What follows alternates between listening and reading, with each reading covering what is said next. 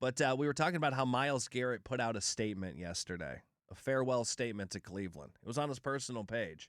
And when I saw it, I instantly thought about Mike Evans and how Tampa Bay never really got that. Now, he did get, he said goodbye from the Mike Evans Foundation page.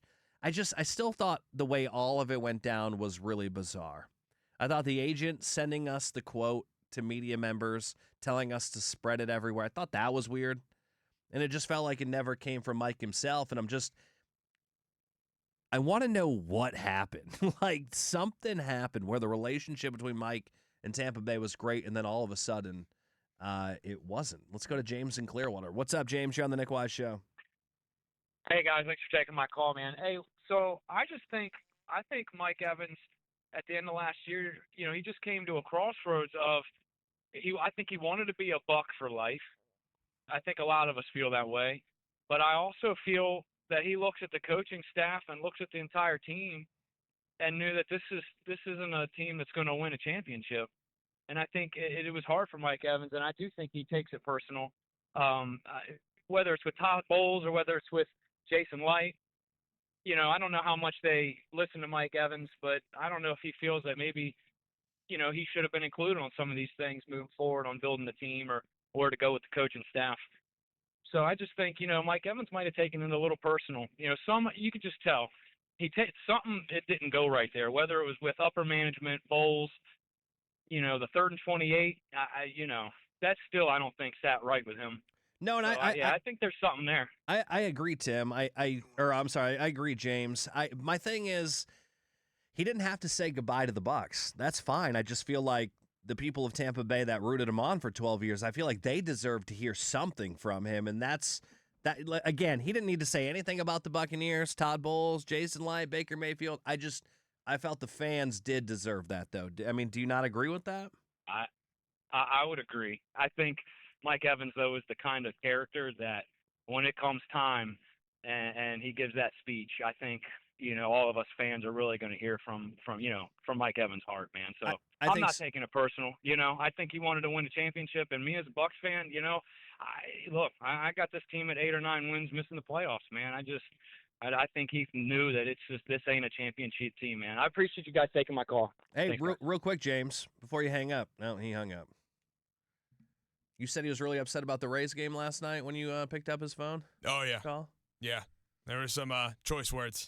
All right, maybe it's best I didn't ask him about last night's Rays game. All right, let's get into this topic. Steve Isbit's from JoeBucksFan.com going to join us too. By the way, at 1:30, OTA is going on right now. I saw some Rock Riley put out some content. Baker Mayfield warming up with the O-line. I love it. You love to see that. Tristan Wirfs out there with the guys as well. The whole offensive line back. And they were out there with Baker, so that's a good sign. So last night, or really it was yesterday, right around this time, we were on the air, and we got the news that Myles Garrett had been traded to the L.A. Rams. And I think the first instinct, it's not just Tampa Bay Buccaneer fans, right? Like, my group chat with my brother and my dad was going off, and my dad's like, oh, the stupid Lions could have made that move. They just don't want to win. And and as he's complaining about that, I'm seeing the text line complaining about Jason Light and the Buccaneers, and they don't want to win. And I'm thinking, the Rams gave up a lot to get Myles Garrett, a lot, which we always knew the price tag was going to be high. And it should be. Myles Garrett is a generational freak athlete who is just, he's an incredible football player, right? And he changes a defense so fast.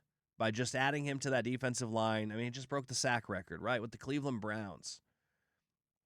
And he's going to, for the first time in his life, have a chance to win a championship. But it didn't come very cheap. It cost the Rams Jared Verse, who is a 2-time Pro Bowler going into year number 3, who was 25 years old, a first-round pick, a second-round pick, and a third-round pick. Now, for Cleveland, I think it's a hell of a deal. And I know a lot of Cleveland fans were, I'm obviously reading some of the things they're putting out there and under the Adam Schefter posts and stuff like that. And, Cleveland fans are pissed. But at the same time, you got to be happy with what you got back in the value. You weren't winning with Myles Garrett. And your window Well, you're the Browns, so that's never really open, but the Browns window was never really open. And so now they have prolonged it to give them a better opportunity to win down the road because that's what the Browns are always doing, trying to win down the road. And the Rams are going for it all. And it was 5 years ago. The Rams traded all them draft picks for Matthew Stafford. They traded Jared Goff. They got to host the Super Bowl and win the Super Bowl in their own stadium. 5 years later, here we are again. The Rams are about to host the Super Bowl. They trade another guy named Jared, and they unload all of their draft picks. They clearly don't like dudes named Jared. If your name is Jared, you will not be playing for the Rams. You are out of here.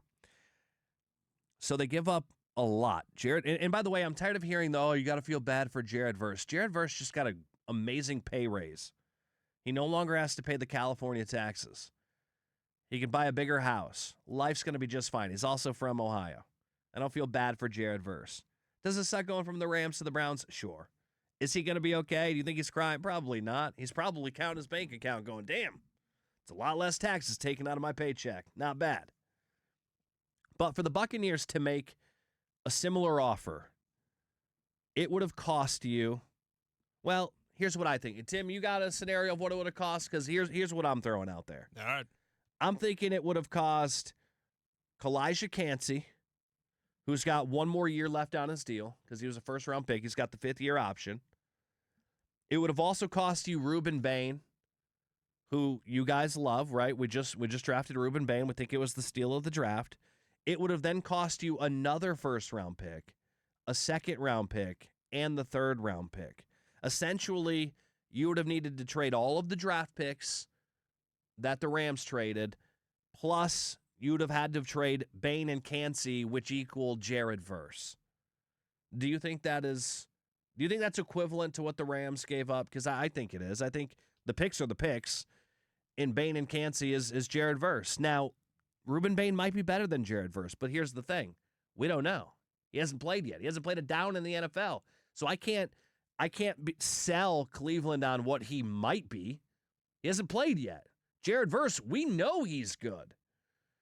So that's the deal that I've made up. Would you say that's pretty close to equivalent to what the Rams? Am I in the ballpark?